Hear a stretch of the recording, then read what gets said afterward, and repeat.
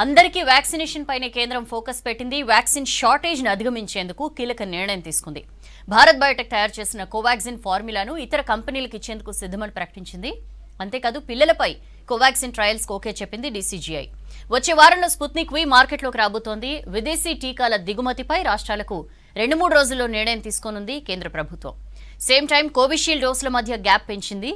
రెండో డోసును 12 నుంచి 16 వారాల్లోపు వేసుకోవడానికి అనుమతి ఇచ్చింది. వైరస్ వేరియంట్స్, పిల్లలపై థర్డ్ వేవ్ ఎఫెక్ట్, ఇలాంటి అనేక ఇష్యూస్ పై మాట్లాడదాం. మనతో జాయిన్ అవుతున్నారు ఐపీఎం మాజీ డైరెక్టర్ డాక్టర్ సంగ్రామ్ గారు. సార్ నమస్తే. సార్ నమస్కారం. సార్ నేను ఇందాక ఇంట్రోలో అనేక విషయాలు చెప్పాను. వీటన్నిటి మీద కూడా ఇవాళ మనం అన్నిటికి సంబంధించి మాట్లాడదాం. సార్ ముందుగా ఇవాళ మేజర్ డెవలప్మెంట్ ఈ కోవిషీల్డ్ డోసెస్కి సంబంధించి గ్యాప్. సార్ మార్చిలో పెంచారు, ఇప్పుడు మళ్ళీ అప్పుడేమో 8 వీక్స్ వరకు పెంచారు, ఇప్పుడేమో మళ్ళీ 12 నుంచి 16 వారాల్లోపు ఎప్పుడైనా సెకండ్ డోస్ తీసుకోవచ్చు అని చెప్పి అన్నారు. అంటే సార్ ఈ గ్యాప్ పెరిగే కొద్దీ దాని ఎఫికసీ పెరుగుతుందా? కొంచెం దీని గురించి ఎక్స్ప్లెయిన్ చేయండి సార్. ఎందుకంటే మామూలుగా 6 వీక్స్ 8 వీక్స్ అంటే బాడీలో వ్యాక్సిన్ ఇచ్చిన తర్వాత 2 టైప్స్ ఆఫ్ సబ్స్టెన్సెస్ వస్తాయి. ఒకటేమో యాంటీబాడీస్ అని చెప్పుకుంటాము, ఇంకోటేమో టీ లింఫోసైట్స్ అనే కణాలు వస్తాయి. ఈ రెండు వస్తాయి అన్నమాట. ఈ రెండు కూడా మనని వ్యాక్సిన్ నుంచి మనని ప్రొటెక్ట్ చేస్తాయి. అయితే 6 వారాలు 8 వారాల్లో యాంటీబాడీ ప్రొడక్షన్ ఎక్కువగా లేనందున అది ఒక ఆన్సర్ అన్నమాట. దానికి ఒక సొల్యూషన్ ఏంటంటే ఈ 9 నిపుణులంతా కలిసి ఢిల్లీలో ఒక మీటింగ్ పెట్టుకొని అసలు ఈ వ్యాక్సిన్ గ్యాప్ ఎంత ఉండాలి, ఇది తక్కువ ఉంటే ఏం ప్రాబ్లము, ఎక్కువ ఉంటే ఏం ప్రాబ్లం, తక్కువ ఉంటే ఏం ప్రాబ్లం లేదు, తక్కువ ఉంటే ఎక్కువ ఉండాల్సిన అవసరం వచ్చింది. ఎందుకంటే ఈ 6 వీక్స్ 8 వీక్స్ తర్వాత పేషెంట్స్ దగ్గర వ్యాక్సిన్ వేసిన వాళ్ళ దగ్గర నుంచి సీరం తీసుకొని దానిలో యాంటీబాడీ లెవెల్ చూస్తే ప్రొటెక్టివ్ లెవెల్ అంటే వ్యాధి నిరోధించడానికి శక్తి అనే యాంటీబాడీస్ లేవని వాళ్ళకి తెలిసింది. అందుచేత అందుచేత ఈ 8 వారాల నుంచి 12 వారాలకి 12-16 వారాలకి పెంచడంలో ఉద్దేశం ఏంటంటే వ్యాక్సిన్ ఫస్ట్ డోస్ తీసుకున్న సెకండ్ డోస్ తీసుకున్న తర్వాత శరీరంలో యాంటీబాడీస్ లెవెల్ ఎక్కువ అవ్వాలి. ఫర్ ఎగ్జాంపుల్ 6 వారాల తర్వాత 100 యూనిట్స్ వచ్చాయనుకోండి, అదే మీకు 8 వారాల తర్వాత 500 యూనిట్స్ వస్తాయి. ఫర్ ఎగ్జాంపుల్ చెప్తాను, ఉదాహరణకి. అదే 12 వారాల తర్వాత మీకు 1000 యూనిట్స్ వస్తాయి. అంటే 600కి 800కి 1200కి డిఫరెన్స్ ఉంది కదా. అంచేత ఎప్పుడైనా కూడా మనకి మ్యాక్సిమం ఒక శరీరంలో maximum number of antibody level అంటే 1200 దాకా వస్తే చాలా మంచి ఇమ్యూనిటీ ఉంటుంది. ఆ ఇమ్యూనిటీ 3 నెలలు ఉండొచ్చు, 4 నెలలు ఉండొచ్చు, 6 నెలలు ఉండొచ్చు. కానీ ప్రస్తుతం ఇక్కడ మనం క్వశ్చన్ ఏంటంటే 8 నుంచి 12 వారాల దాకా ఎందుకు చేశారు అంటే శరీరంలో యాంటీబాడీ ఉత్పత్తి ఎక్కువ అవ్వాలి. యాంటీబాడీ ఉత్పత్తి ఎక్కువ అయితే శరీరం వ్యాధి నిరోధక శక్తి పెరుగుతుంది, వైరస్ బాడీలో ఎంటర్ అయ్యి మల్టిప్లై అయ్యే అవకాశం ఉండదు. అందుచేత ప్రథమంగా ఈ 6 వారాల నుంచి 8 వారాలు 8 వారాల నుంచి 12 వారాలు చేశారు. దీనివల్ల నష్టం ఏమీ లేదు, లాభమే ఉంది. అందరికీ ఇచ్చిన వాళ్ళందరికీ కూడా యాంటీబాడీ లెవెల్స్ బాగా పెరుగుతాయి. ఆ తర్వాత వాళ్ళకి 6 నెలలు 8 నెలలు కూడా యాంటీబాడీస్ ఉండి ఈ పర్టికులర్ కరోనా వైరస్ రెండోసారి వచ్చే అవకాశం, మొదటిసారి వచ్చే అవకాశం ఉండదు. ఇది అన్ని వ్యాక్సిన్స్ కి ఇట్లానే అప్లికబుల్ అవుతుందా డాక్టర్ సంగ్రామ్ గారు? లేకపోతే దాని మీద వస్తున్న రిజల్ట్స్ ని బట్టి యాంటీబాడీస్ అంటే ఏ వ్యాక్సిన్ తీసుకుంటే దానికి వస్తున్న యాంటీబాడీస్ ని బట్టి బేస్ చేసుకుని గ్యాప్ పెంచుతూ ఉంటారా? సరే, వెరీ గుడ్ క్వశ్చన్. ఇక్కడ ఏంటంటే అమ్మా, ఒక్కొక్క వ్యాక్సిన్ కి ఒక్కొక్క టెక్నాలజీ ఉంది. ఫర్ ఎగ్జాంపుల్ కోవాక్సిన్ అనేది ఇన్యాక్టివేటెడ్ వైరస్. ఈ వైరస్ని ఇన్యాక్టివేట్ చేసి దానిలో ఉన్న శక్తి అంతా తీసేసి ఇన్ఫెక్టివ్ వాల్యూ అన్ని తీసేసినప్పుడు అది ఇస్తే యాంటీబాడీస్ డెవలప్ అవుతాయి. సో ఈ టెక్నాలజీ, కోవాక్సిన్ టెక్నాలజీలో 4 వారాలు 28 డేసే గ్యాప్ ఇస్తారు. ఎందుకంటే వాళ్ళ ఉద్దేశంలో ఏంటంటే ఇన్యాక్టివేటెడ్ వైరస్ 4 వారాలలో చాలా మంచి యాంటీబాడీ ఉత్పత్తి అవుతుంది. సరే, మరి కోవిషీల్డ్కి వస్తాం. కోవిషీల్డ్ 8 వారాల నుంచి 12 వారాలు ఎందుకంటే ఇది వేరే టెక్నాలజీ. ఈ పర్టికులర్ కోవిషీల్డ్ వ్యాక్సిన్ మనం జెనెటిక్ ఇంజనీరింగ్ వ్యాక్సిన్ అంటాం. ఒక వైరస్లో ఒక మెసెంజర్ ఆర్ఎన్ఏ తీసుకొచ్చి దాన్ని రెప్లికేట్ చేసి ఈ వ్యాక్సిన్ ఉత్పత్తి చేస్తారు, కోవిషీల్డ్ వ్యాక్సిన్. అందుచే ఈ టెక్నాలజీ టోటలీ డిఫరెంట్ అనమాట. అంటే కోవిషీల్డ్ మనకి శరీరంలో ఇచ్చిన తర్వాత కోవాక్సిన్ కంటే కొంచెం స్లోగా యాంటీబాడీస్ ఉత్పత్తి అవుతాయి. స్లోగా యాంటీబాడీస్ ఉత్పత్తి అవుతాయి కాబట్టి అవి పీక్ లెవెల్ చేరడానికి 6 వారాల నుంచి 12 వారాలు పట్టింది. It's only difference in technology. అలాగే మనం కొత్తగా ఇంకో వ్యాక్సిన్ వచ్చిందమ్మా, స్పుట్నిక్ వి అని. ఆ స్పుట్నిక్ వి కూడా ఇప్పుడిప్పుడే మార్కెట్లోకి వస్తుంది. ఇక్కడ రెడ్డి ల్యాబ్స్ వాళ్ళు తయారు చేయబోతున్నారు. దానికి కూడా వాళ్ళు ఒక నిర్దిష్టమైన ఇంటర్వెల్, అంటే ఫస్ట్ డోస్కి సెకండ్ డోస్కి దాన్ని ఫిక్స్ చేస్తారు. అలాగే మనకి జాన్సన్ అండ్ జాన్సన్ ఒక వ్యాక్సిన్ వస్తుంది, దానికి ఒకటే డోసు, 2 డోసులు లేవు. సో ఇక్కడ బేసికలీ మనం మాట్లాడుకున్న 3 వ్యాక్సిన్లే కాకుండా ఫైజర్ వ్యాక్సిన్ ఉంది అమెరికాలో, ఇంకో బిఎన్ వ్యాక్సిన్ ఉంది, చైనీస్ వ్యాక్సిన్ ఉంది. ఒక్కొక్క వ్యాక్సిన్కి ఒక్కొక్క డిఫరెంట్ టెక్నాలజీ, వాళ్ళు తయారు చేసే పద్ధతి డిఫరెంట్. అందుచేత ఆ డోసు వాళ్ళే ఫిక్స్ చేయాలి. మనం ఏదంటే పేషెంట్ అయినా మనం కూడా ఎవరైనా కూడా మన ఇష్టం వచ్చిన ఫస్ట్ డోస్ తీసుకుని 2 వారాల తర్వాత వచ్చి సెకండ్ డోస్ అనటానికి లేదు. ఎందుకంటే ప్రతి వ్యాక్సిన్కి ఆ టెక్నాలజీ మీద డిపెండ్ అయిపట్టే ఆ particular gap of between first and second dose నిర్ధారిస్తారన్నమాట. అదేమ్మా.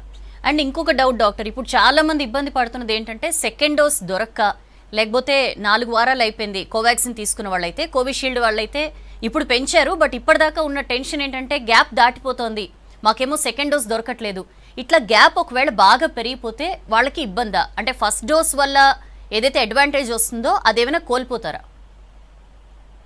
ఏమీ పర్వాలేదమ్మా. ఇప్పుడు సెకండ్ డోసు 28th డే ఇవ్వాలని మనం అనుకున్నాం కోవాక్సిన్.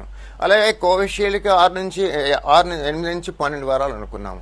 గ్యాప్ తక్కువైతే ప్రాబ్లం, కానీ ఎక్కువైతే ప్రాబ్లం లేదు. ఎందుకంటే గ్యాప్ ఎక్కువైతే శరీరానికి యాంటీబాడీస్ ఉత్పత్తి చేయడానికి సమయం దొరుకుతుంది. గ్యాప్ తక్కువైతే సమయం దొరక్క యాంటీబాడీ లెవెల్ ఆ లెవెల్కి రాదు. అందుచేత 1 వారం, 2 వారాలు, 3 వారాలు, 4 వారాలు ఎక్కువైనా కూడా పర్వాలేదు. ఇక్కడ ఇంకో ప్రాబ్లం ఏమొచ్చిందంటే జనవరి 16న ప్రధానమంత్రి గారు ఈ మాస్ వ్యాక్సినేషన్ ప్రోగ్రాము మొదలెట్టారు. సో జనవరి, ఫిబ్రవరి మంత్స్లో 2 ఇంకా మార్చిలో కూడా చాలా మంది ఈ వ్యాక్సిన్ తీసుకోవడానికి విముఖత చూపించారు. ఎందుకు అంటే వాళ్ళలో ఒక భయం పట్టుకుంది. అరే ఇది కొత్తగా వచ్చిన వ్యాక్సిన్, ఎమర్జెన్సీ ఆథరైజేషన్ ఇచ్చారు, దీనివల్ల ఏం సైడ్ ఎఫెక్ట్స్ ఉంటాయో, బాడీ పెయిన్స్ వస్తాయో, కొలాప్స్ అయిపోతామో, చనిపోతామే అని చెప్పి కూడా ఒక మనసులో మాట వచ్చింది వాళ్ళకి. అందుచేత మీరు చూసుకుంటే గణాంకాలు చూసుకుంటే జనవరి, ఫిబ్రవరిలో ఫస్ట్ ఫ్రంట్ లైన్ వారియర్స్ అంటే డాక్టర్స్కి, నర్సెస్కి, పారామెడికల్ వర్కర్స్కి వాళ్ళకి వ్యాక్సినేషన్ ఇచ్చారు. ఆ జనవరి, ఫిబ్రవరి, మార్చ్ మొదటి వారం దాకా మొత్తం ఈ ఫ్రంట్ లైన్ వారియర్స్ 30% తీసుకున్నారు. ఎందుకు తీసుకున్నారు అంటే వాళ్ళకి భయం. ఇప్పుడు వైద్యో నారాయణ హరి, మరి అతనికే భయం ఉంటే ప్రజలకి భయం ఉండదా? సో ఆ తర్వాత సెకండ్ కేటగిరీలో పోలీస్ వాళ్ళకి, శానిటరీ వర్కర్స్ ఇచ్చారు. తర్వాత సీనియర్ సిటిజన్కి ఇచ్చారు ఏప్రిల్లో. సో సీనియర్ సిటిజన్కి ఇచ్చిన తర్వాత ఈ 3-4 నెలల్లో ఫస్ట్ వ్యాక్సిన్ ఏంటంటే ఫ్రంట్ వారియర్స్కి ఇచ్చినప్పుడు ఎక్కువ కోవిషీల్డ్ ఇచ్చారు, కొంతమందికి మాత్రమే కోవాక్సిన్ ఇచ్చారు. తర్వాత వచ్చిన సీనియర్ సిటిజన్స్కి అప్పుడు కూడా కోవిషీల్డే ఎక్కువ ఇచ్చారు, కోవాక్సిన్ తక్కువ ఇచ్చారు. మరి వీళ్ళకి కోవాక్సిన్ తక్కువ ఎందుకు ఇచ్చారు, కోవిషీల్డ్ ఎక్కువ ఎందుకు ఇచ్చారు అంటే అది లాజిస్టిక్ ప్రాబ్లం. అంటే అది రవాణా చేసే పద్ధతి, ఆ కంపెనీ నుంచి ఎంత సప్లై చేశారో ఈ గణాంకాల మీద ఆధారపడి ఉంటుంది. అందుచేత అది ఇక్కడ బేసిక్గా ఏంటంటే మీరు కోవాక్సిన్ తీసుకున్నా, కోవిషీల్డ్ తీసుకున్నా 2 కూడా పనిచేస్తాయి, 2 కూడా యాంటీబాడీస్ ప్రొడ్యూస్ చేస్తాయి. ఎక్కువ సమయం గ్యాప్ ఇచ్చినా కూడా మనకేం పర్వాలేదు అని నేను గట్టిగా చెప్తున్నాను. అండ్ డాక్టర్ సంగ్రామ్ గారు చాలా చక్కటి విషయాలు చెప్పారు. ఇప్పుడు ఇంకొకటి చాలా మంది వెయిట్ చేస్తున్నది, మీరన్న ఆ హెసిటెన్సీ, ఏమవుతుందో వ్యాక్సిన్ తీసుకుంటే అనే భయం పోయి ఇప్పుడు ఎప్పుడు వ్యాక్సిన్ వస్తుందని చెప్పి అందరు కూడా ఆతృతగా ఎదురు చూస్తున్నారు. కోవాక్సినా, కోవిషీల్డా, స్పుత్నికా పేరుతో సంబంధం లేకుండా నాకు తొందరగా వ్యాక్సిన్ వేసుకుంటే చాలు అన్న ఫీలింగ్కి మ్యాక్సిమం జనాలు వచ్చేసారు. ఇప్పుడున్న సిచ్యుయేషన్లో, ఇప్పుడున్న పరిస్థితుల్లో ఇప్పటిదాకా భారతదేశంలో 2.5% మాత్రమే ఇప్పటిదాకా వ్యాక్సినేషన్ అయింది.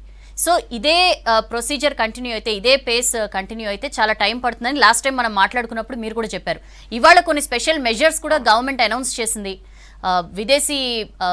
విదేశీ వ్యాక్సిన్స్కి పర్మిషన్ తొందరగా ఇవ్వడానికి ఆలోచించడం కానీ, లేకపోతే భారత్ బయోటెక్ ఈ కోవాక్సిన్ ఫార్ములాని షేర్ చేయడం, ఇట్లాంటి అనేక మెజర్స్, వీటి వల్ల మరింత తొందరగా అవుతుందా? మొత్తం అందరికీ వ్యాక్సినేషన్ అవ్వడానికి సుమారుగా ఎంత టైం పట్టవచ్చు అంటారు? మీ అబ్జర్వేషన్ ఏంటి సార్? ఇక్కడ ఏంటంటే అమ్మా, మనకి ప్రస్తుతం 2 ఆప్షన్స్ ఉన్నాయి. ఒకటి ఏంటంటే దేశంలో ఉత్పత్తి చేస్తున్న సంస్థలు మనం తీసుకుంటే భారత్ బయోటెక్, మనం తీసుకుంటే సీరం ఇన్స్టిట్యూట్ పూనా, అది కాకుండా కొత్తగా వచ్చిన స్పుట్నిక్ వి వ్యాక్సిన్, 3 వ్యాక్సిన్లు మనకు అందుబాటులో ఉన్నాయి. వీళ్ళు మనకి వ్యాక్సిన్ ప్రొడ్యూస్ చేసి ఇస్తున్నారు. సో ఒక స్టేజ్లో కమ్యూనికేషన్ గ్యాప్, ప్రభుత్వానికి ఈ వ్యాక్సిన్ కంపెనీకి కమ్యూనికేషన్ గ్యాప్ వచ్చింది.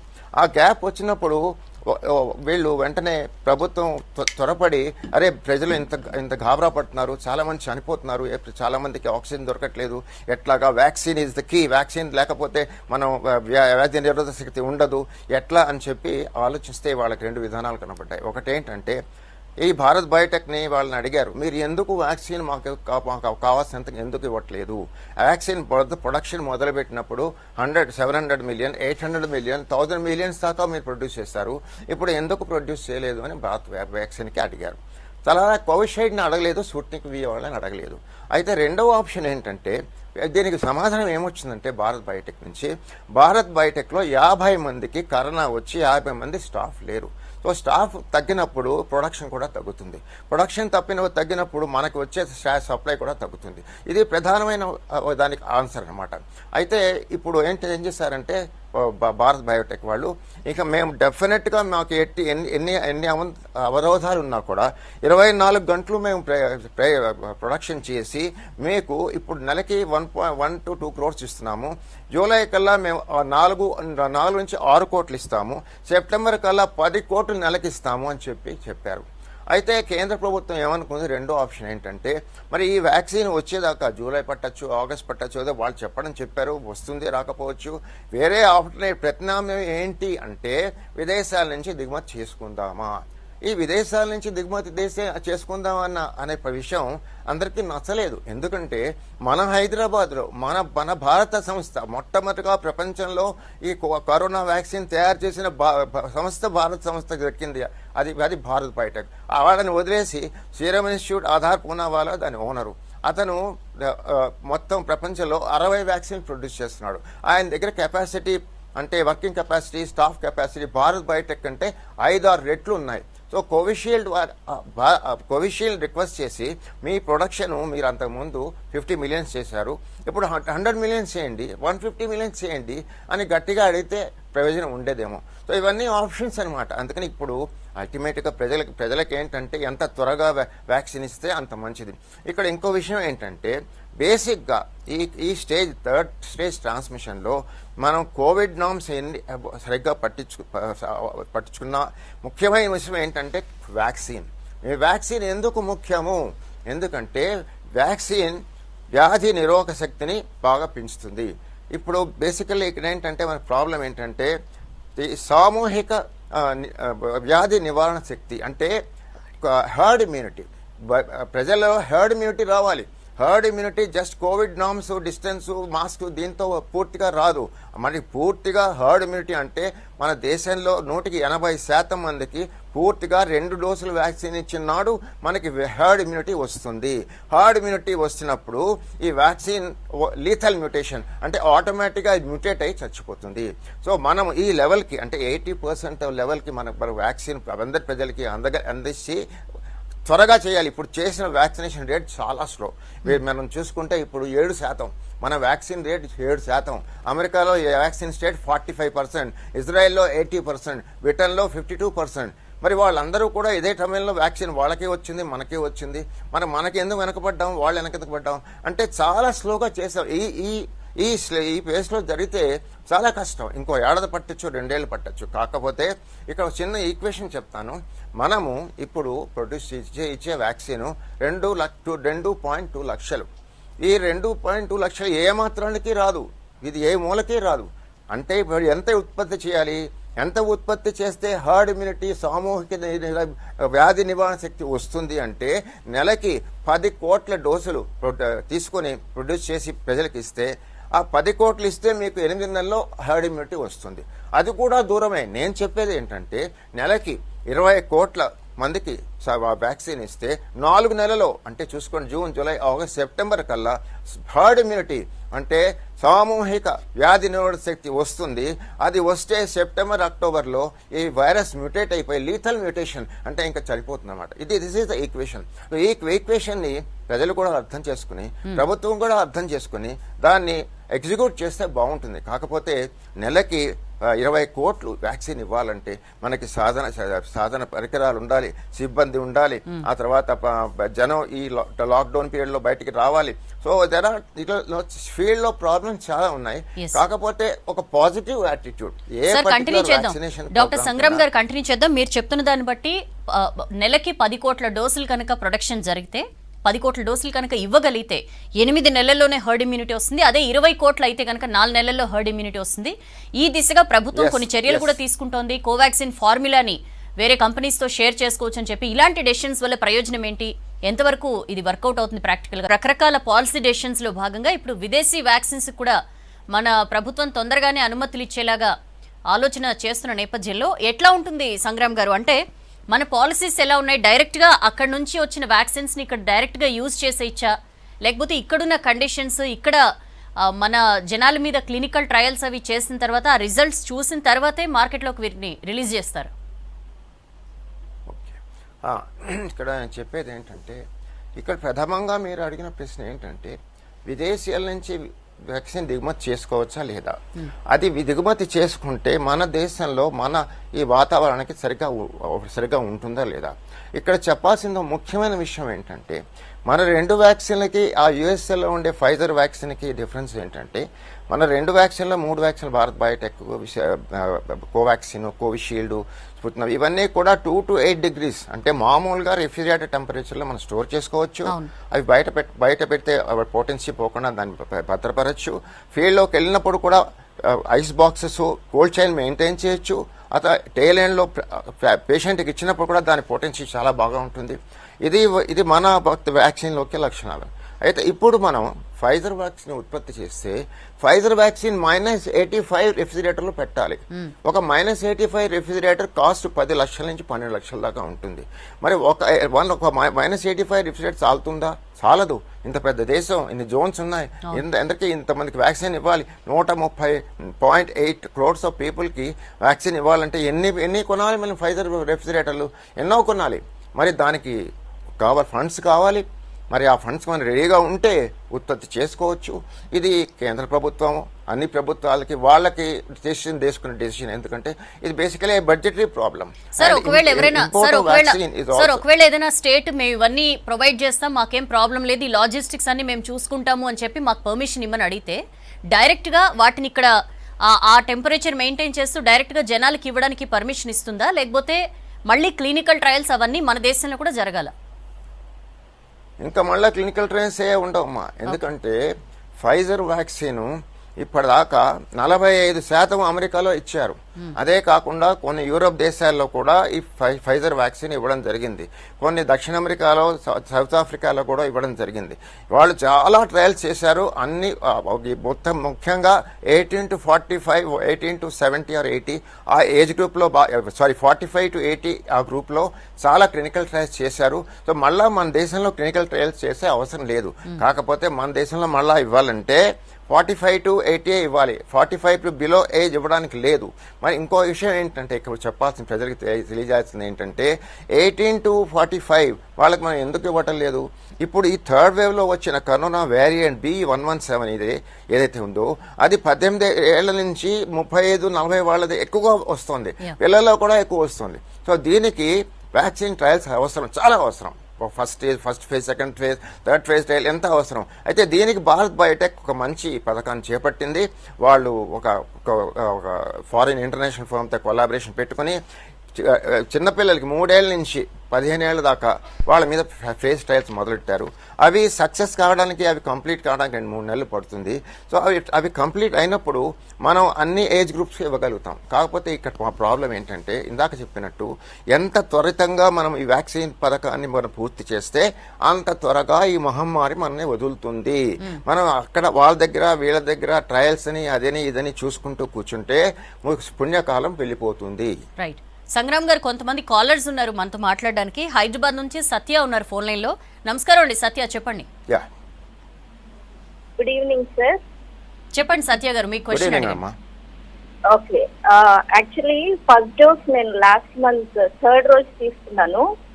ఇన్ బిట్వీన్ కోవిడ్ సింటమ్స్ ఉండి, though the report was negative, నేను మెడిసిన్ తీసుకున్నాను. సో సెకండ్ డోస్ కి వెళ్ళొచ్చా, వెళ్ళకూడదా? మీరు ఏది తీసుకున్నారమ్మా? కోవాక్సినా, కోవిషీల్డా? కోవిషీల్డ్ తీసుకున్నాను. కోవిషీల్డ్ తీసుకుంటే మీకు చాలా టైం ఉంది. మీరు లాస్ట్ మంత్ ఏ తేదీని తీసుకున్నారు? థర్డ్ రోజు తీసుకున్నాను. థర్డ్ డోస్ తీసుకున్నారు. సో అప్పుడే 2 నెలలు అయింది. అంటే ఇప్పటిదాకా 8 వారాలు అయిపోయింది. మీరు హలో, ఏప్రిల్ 3rd తీసుకున్నాను. నాకు మే 12th నెక్స్ట్ సెకండ్ డోస్ కి రమ్మన్నారు. బట్ మధ్యలో ఈ మెడిసిన్ వేసుకున్నాను. నేను వ్యాక్సినేషన్ కి వెళ్ళొచ్చా? డాక్టర్ ఫస్ట్ డోస్ కి సెకండ్ డోస్ కి మధ్య తను కరోనా పాజిటివ్ అయి మెడికేషన్ అది తీసుకున్నారట. సో ఇప్పుడు ఎప్పుడు వెళ్ళొచ్చు సెకండ్ డోస్ కి అని అడుగుతున్నారు.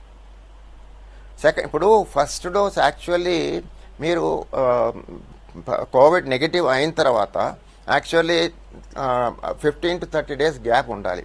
మరి మీకు ఎవరు చెప్పారో లేదో తెలియక మీరు ఎలాగో ఫస్ట్ డోస్ తీసుకున్నారు కాబట్టి ఇప్పుడు వెనక్కి వెళ్ళి దాని గురించి ఆలోచించాల్సిన అవసరం లేదు. మీరు హ్యాపీగా ఇంకొక 2 వారాల్లో మ్యాక్సిమం 3 వారాల్లో 2వ డోస్ వ్యాక్సిన్ చక్కగా తీసుకుని క్షేమంగా ఉండొచ్చు. ఇప్పుడు చాలా మంది కూడా డాక్టర్ సంగ్రామ్ గారు సిమ్టమ్స్ ఏమి ఉండట్లా, లేకపోతే టెస్ట్లో నెగిటివ్ వస్తుంది, బట్ అయినా సరే కొంచెం జలుబుగా ఉన్నా లేకపోతే చిన్న మధ్యలో 1-2 సార్లు ఫీవర్ వచ్చినా సరే మెడికేషన్ స్టార్ట్ చేసేస్తున్న వాళ్ళు ఉన్నారు. అలాంటి వాళ్ళు కనుక వ్యాక్సిన్ తీసుకుంటే దానివల్ల ఏమైనా ఇబ్బందులు ఉంటుందా అనే డౌట్స్ కూడా చాలా మందికి ఉన్నాయి. ఇప్పుడు మీరు చెప్పినట్టు కొందరికి లక్షణాలు ఏవో ఉన్నాయని చెప్పారు. ఈ లక్షణాలు కరోనా వైరసా కాదా అని నిర్ధారణ కావాలి. ఎవరు నిర్ధారణ చేస్తారు? గవర్నమెంట్ ఆసుపత్రికో ప్రైవేట్ హాస్పిటల్లో రికగ్నైజ్ సెంటర్కో వెళ్ళి కోవిడ్ టెస్ట్ చేయించుకోవాలి. అదొకటి. రెండోది ఏంటంటే ఇంట్లోనే ఉండి మీరు ఎలా చూసుకోగలరు వ్యాధి లక్షణాలంటే ఒక పరికరం ఉంది, చక్కటి పరికరం ఉంది.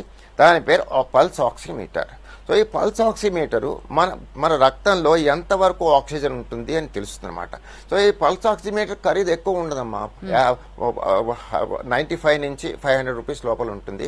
సో చాలా ఈజీ ఆపరేషన్ అనమాట. అది తీసుకుని పల్స్ ఆక్సిమీటర్ తీసుకుని మనం మిడిల్ ఫింగర్కి రైట్ హ్యాండ్కి తీసుకుని పెట్టుకుంటే 1 నిమిషం ఆగితే మన రక్తంలో ఎంత ఆక్సిజన్ శాతం ఉందో తెలుస్తుంది. మన రక్తంలో 40% నుంచి 99% దాకా ఉంటుంది అందరిలో. పోతే మీ ఆక్సిజన్ 94 కంటే తక్కువ అయితే అప్పుడు అప్ టు 90 ఇంట్లోనే ట్రీట్మెంట్ తీసుకోవచ్చు, ఇంట్లోనే రోగ నిర్ధారణ చేసుకోవచ్చు, కోవిడ్ ర్యాపిడ్ టెస్ట్ చేసుకోవచ్చు. ఒకవేళ 90 కంటే తక్కువ అయితే డెఫినెట్గా మీకు కోవిడ్ ఉండే లక్షణాలు, మీకు రోగం ఉండే అవకాశం ఉంది. అందుచేత వెంటనే టెస్ట్ చేయించుకోవాలి, కోవిడ్ టెస్ట్ చేయించుకోవాలి. ఒకవేళ కోవిడ్ టెస్ట్ పాజిటివ్ అయితే ఇంట్లో 90 కంటే శాతం తక్కువ ఉంటే ఇంట్లో ఐసోలేట్ చేసి ట్రీట్మెంట్ ఇవ్వడం జరగదు. కంపల్సరీగా హాస్పిటలైజేషన్ చేయాలి. సో పల్స్ ఆక్సిమీటర్ ఎంతమంది దగ్గర ఉందో నాకు తెలియదు, కాకపోతే దాని పెద్ద ఖరీదు కాదు, కానీ అది చాలా ఉపయోగమైన పరికరం. అది ఇంట్లో పెట్టుకుంటే మనకి ఏమైనా కొంచెం అటు ఇటుగా జలుబు వచ్చినా, జ్వరం వచ్చినా, 2-3 వచ్చినా, కొంచెం ఆయాసం వచ్చినా కూడా అది పెట్టుకుని చూసుకుంటే 94 కంటే ఎక్కువ ఉంటే హ్యాపీగా ఉండొచ్చు. ఇది కరోనా కాదు, ఏదో different virus, common cold virus, లేకపోతే ఇంకో ఫ్లూ అని అనుకోవచ్చు. సో బేసికల్లీ ఇక్కడ నేను చెప్పేది ఏంటంటే మీ ఎవరైతే రోగ లక్షణాలు ఉంటాయో అనుమానం వస్తే పల్స్ ఆక్సిమీటర్ ఇంట్లో కొనుక్కొని చూసుకోండి. లేకపోతే మీకు బాగా అనుమానంగా ఉంది, మనసులో ఎదర పడుతున్నారు అంటే మీరు హాస్పిటల్ కానీ రికగ్నైజ్ సెంటర్ కానీ కోవిడ్ టెస్ట్ సెంటర్ కానీ వెళ్ళి కోవిడ్ టెస్ట్ చేయించుకోండి. నెగిటివ్ ఉంటే హ్యాపీగా ఉండొచ్చు, పాజిటివ్ ఉంటే అప్పుడు చూసుకోవచ్చు. డాక్టర్ని కన్సల్ట్ చేసి ఏం చేయాలా, ఇంట్లో ఉండాలా, హోమ్ ఐసోలేషనా, హాస్పిటల్లో పెట్టాలా, ఏం చేయాలి, అప్పుడు డాక్టర్ నిర్ధారణ చేస్తారు. రైట్ అండి. మంచిర్యాల నుంచి కిషన్ ఫోన్ లైన్ లో ఉన్నారు. ఎస్ కిషన్ గారు, నమస్తే, చెప్పండి. సార్ నమస్తే సార్. హలో సార్, నేను డయాలసిస్ పేషెంట్ సార్. అయితే నేను వ్యాక్సిన్ తీసుకోవాలన్నా వద్దా? డయాలసిస్ పేషెంట్ మళ్ళీ చెప్పండి, మీరు చెప్పండి. డయాలసిస్ పేషెంట్ అంటే డాక్టర్ వ్యాక్సిన్ తీసుకోవచ్చా వద్దా అడుగు. Dialysis patient, okay. Dialysis patient అంటే మీరు తప్పకుండా తీసుకోవాలి. మీకు వేరే ఆప్షన్ లేదు, మీరు తప్పకుండా తీసుకోవాలి. ఇంకోటి ఏంటంటే అబౌవ్ 45 years డయాలసిస్, వీటిని dialysis, hyper tension, diabetes, renal transplantation, వీటన్నిటిని కోమార్బిడిటీస్ అంటారు. సో నార్మల్ మనిషికి ఈ జబ్బులు ఉంటే 45 దాచి ఉంటే మీకు ప్రయారిటీ ఇస్తారు. మీకు ఫస్ట్ మీకే ప్రయారిటీ ఇచ్చి మీకు వ్యాక్సిన్ ఇస్తారు. మీరు ఎట్టి పరిస్థితుల్లో కూడా వ్యాక్సిన్ తీసుకోకుండా మానద్దు, తప్పకుండా తీసుకోండి. మీకు క్షేమము, అది మీకు ప్రొటెక్షన్ ఇస్తుంది అని నేను గట్టిగా చెప్తున్నాను. రైట్ డాక్టర్, మనం మళ్ళీ మన వ్యాక్సినేషన్ దగ్గరకు వస్తే ఈ స్పుత్నిక్ వి ఈ మే 1కే మన దగ్గర 1,50,000కి పైగా డోసులు వచ్చాయి. అండ్ మళ్ళీ రేపు కూడా ఇంకో 1,50,000 డోసులు వస్తాయని చెప్పి అంటున్నారు. ఇంత టైం అయినా సరే నెక్స్ట్ వీక్ మార్కెట్లోకి వస్తుంది స్పుత్నిక్ వి అని చెప్పి ఇందాకనే మనకి కేంద్ర ఆరోగ్య శాఖ నుంచి ప్రకటన కూడా వచ్చింది. ఇంత డిలే ఎందుకు డాక్టర్? అంటే ఆల్రెడీ వ్యాక్సిన్ డోసులు వచ్చిన తర్వాత ఎందుకు దాన్ని ఇమ్మీడియట్గా రిలీజ్ చేయలేదు? దానికి ఏమైనా మళ్ళీ మధ్యలో ప్రొసీజర్స్ ఏమైనా ఉంటాయా? ఏం ప్రొసీజర్స్ ఏం లేదమ్మా. ఇక్కడ ఈ ప్రాబ్లం ఏంటంటే సపోజ్ మీరు ఫస్ట్ డోస్ 1,00,000 డోసులు ఇచ్చారు, రెండో డోసు ఇవ్వడానికి మళ్ళీ స్పుత్నిక్ వ్యాక్సిన్ దగ్గర ప్రొడక్షన్ ఉండాలి కదా. వాళ్ళ ప్రొడక్షన్ కెపాసిటీ ఎంత, వాళ్ళు ఎంత ఉత్పత్తి చేస్తున్నారు, వాళ్ళు ఒక్కళ్ళే ఉత్పత్తి స్పుత్నిక్ వ్యాక్సిన్ ఇప్పుడు రెడ్డి ల్యాబొరేటరీస్కి ఇచ్చారు. రెడ్డి ల్యాబొరేటరీస్ ఒకటే చేస్తున్నాయా, వేరే ఏవైనా అనుబంధ సంస్థలకు కూడా వాళ్ళు ఉత్పత్తి చేయడానికి పర్మిషన్ గవర్నమెంట్ పర్మిషన్ ఇచ్చిందా? ఇక్కడ బేసికలీ ఇక్కడ మెయిన్ ప్రాబ్లం ఏంటంటే ఇంకో ప్రాబ్లము ప్రభుత్వం ఫేస్ చేస్తుంది. ఇప్పుడు కోవాక్సిన్ కానీ కోవిషీల్డ్ కానీ స్పుత్నిక్ కానీ ఒక భారత్ బయోటెక్కే చేయకుండా ఆ ఫార్ములాని వేరే కంపెనీస్, ఫర్ ఎగ్జాంపుల్ గచ్చిబోలో చాలా మంచి వ్యాక్సిన్ కంపెనీ ఇది, 30 ఏళ్ళ నుంచి వాళ్ళు ఎన్నో వ్యాక్సిన్లు తయారు చేస్తున్నారు. వాళ్ళ పేరేంటే ఇండియన్ ఇమ్యునాలజికల్స్. ఇండియన్ ఇమ్యునాలజికల్స్ వాళ్ళకి కెపాసిటీ ఉంది, వాళ్ళు నెలకి 2 కోట్లు 3 కోట్లు కూడా తయారు చేయగలరు. సో అటువంటి వాళ్ళకి కోవాక్సిన్ అయినా కోవిషీల్డ్ అయినా స్పుత్నిక్ వి అయినా ఆ ఫార్ములా ఇస్తే వాళ్ళు ఉత్పత్తి చేస్తారు. అలాగే భారత్ బయోలాజికల్స్ బులంద్షహర్ యూపీలో ఉంది, వాళ్ళకు కూడా మంచి పరిజ్ఞానం ఉంది, సాధన పరికరాలు ఉన్నాయి, వాళ్ళు కూడా స్పుత్నిక్ ని ఉత్పత్తి చేయగలరు. అట్లాగే బాంబేలో హ్యాపీర్ ఇన్స్టిట్యూట్ 100 సంవత్సరాల చరిత్ర ఉంది, వాళ్ళు ఎన్నో వ్యాక్సిన్స్ ప్రొడ్యూస్ చేశారు. Tetanus vaccine, typhoid vaccine, whooping cough, polio. వాళ్ళకు కూడా సాధన సంపత్తి ఉంది, పరికరాలు ఉన్నాయి, వాళ్ళకి ఉత్పత్తి చేసే కెపాసిటీ ఉంది. సో అలాంటి వాళ్ళకి అవుట్ సోర్సింగ్ చేయాలి. సో ఈ 3 వ్యాక్సిన్ కంపెనీలు కూడా వాళ్ళంతలో వాళ్ళు ఉత్పత్తి సరిగా ఆ పర్టికులర్ ఫిగర్ రాకపోతే అవుట్ సోర్సింగ్ చేస్తే త్వరగా అంటే ప్యారల్గా వస్తూ ఉంటుంది, వ్యాక్సిన్ వస్తూ ఉంటుంది. మీరు స్పుత్నిక్ వ్యాక్సిన్ 1 డోసుకు ఇచ్చిన తర్వాత ఇంకా ఎందుకు ఇవ్వలేదు అని అడిగారు. ఎందుకు ఇవ్వలేదు అంటే ప్రభుత్వం దగ్గర కాకపోతే ఈ సంస్థల దగ్గర సఫిషియెంట్గా వ్యాక్సిన్ ఉందో లేదో, రెండోది లాజిస్టిక్స్, అక్కడి నుంచి ఇక్కడ దాకా రవాణా అయిందో లేదో, కోల్డ్ చైన్ మెయింటైన్ చేశారో లేదో, అది ఇక్కడికి వచ్చిన తర్వాత వీళ్ళకి హ్యాండ్ ఓవర్ చేసేలేదో, ఇవన్నీ అంటే ఈ కారణం నాకు తెలియదు. కాకపోతే ఒకటి మాత్రం చెప్పగలను, స్పుత్నిక్ వి వ్యాక్సిన్ 80% ఎఫిషియన్సీ ఉంది. అది కనుక మన అనుబంధ సంస్థలు అవుట్ సోర్సింగ్ వాళ్ళకి ప్రొడక్షన్ ఇస్తే తప్పకుండా Sputnik vaccine will become one of the good vaccine for all the country people. Sir ఇప్పుడు ఈ భారత్ బయోటెక్ కోవాక్సిన్ కి కూడా ఫార్ములా షేరింగ్ కి పర్మిషన్ ఇచ్చింది కేంద్రం. సార్ దీనివల్ల అంటే మల్టిపుల్ ప్లేయర్స్ ఈ ఫీల్డ్ లోకి రావడం వల్ల పర్ఫెక్ట్ వ్యాక్సినేషన్ వస్తుందా లేదా? ఎందుకంటే మనం రెమ్డెసివిర్ విషయంలో చూసాం, మామూలు మినరల్ వాటర్ కూడా రెమ్డెసివిర్ ఇంజెక్షన్ అని చెప్పి నకిలీలు తయారైపోయిన పరిస్థితి. అంటే సిచ్యుయేషన్ బేస్ చేసుకుని ఇష్టం వచ్చినట్లు బిజినెస్ చేసుకునే పరిస్థితి. సో ఇట్లా మల్టిపుల్ ప్లేయర్స్ అందరూ స్క్రీన్ పైకి రావడం వల్ల ఇది కరెక్ట్గా జరుగుతోందా లేదా, ప్రొడక్షన్ పర్ఫెక్ట్ వ్యాక్సిన్ బయటకు వస్తుందా లేదా అనే ఈ చెక్ ఎలా పెట్టాలంటారు? ఓకే ఫైన్, చాలా వెరీ గుడ్ క్వశ్చన్. ఇప్పుడు మనం తీసుకున్న కోవాక్సిన్ ఉంది, కోవిషీల్డ్ ఉంది, స్పుత్నిక్ వి ఉంది. ఈ పర్టికులర్ వ్యాక్సిన్ మల్టిపుల్ ప్లేయర్స్ అంటే ఫర్ ఎగ్జాంపుల్ మనం చెప్పుకున్న హ్యాఫ్కేర్ ఇన్స్టిట్యూట్, ఇండియన్ ఇమ్యునాలజికల్స్, లేకపోతే భారత్ బయోలాజికల్ బులంద్షహర్ వీళ్ళకి ఇస్తే ఇక్కడ బేసిక్గా అంటే వ్యాక్సిన్ ప్రోటోకాల్స్ ఉన్నాయి.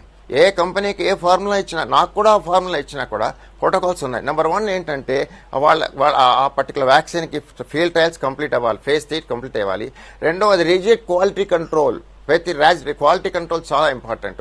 ఈ క్వాలిటీ కంట్రోల్ ప్రోటోకాల్స్ ఏవైతే భారత్ బయోటెక్లో ఉన్నాయో అవే ప్రోటోకాల్స్ ఎవరైతే ఏ కంపెనీకి అయితే ఇస్తామో వాళ్ళు స్ట్రిక్ట్గా వాళ్ళు అడైర్ కావాలి, కాకపోతే ఆ వ్యాక్సిన్ యాక్సెప్ట్ కాదు. మూడవది ఏంటంటే ఈ 3 వ్యాక్సిన్లో కూడా డైరెక్ట్గా మన దగ్గరికి రావటం లేదు.